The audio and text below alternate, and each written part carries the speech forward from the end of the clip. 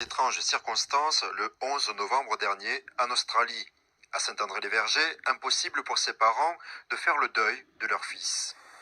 Je fais tout ça, c'est pour comprendre ce qui s'est passé. À 22 ans, Mounir se rend en Australie afin de perfectionner son anglais avant de poursuivre ses études d'ingénieur.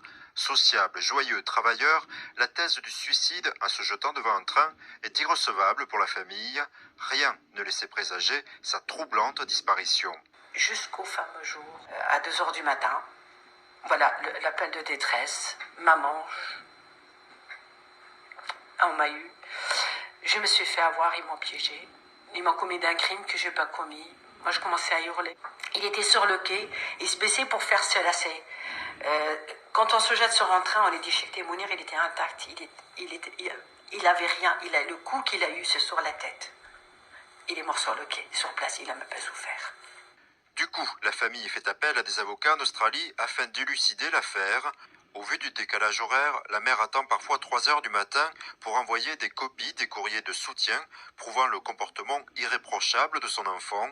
Les parents de Mounir doutent. Comme la voiture qu'avait emprunté Mounir, la voiture a été découverte, mais elle n'a pas été fouillée. 2 jours après, elle a été brûlée.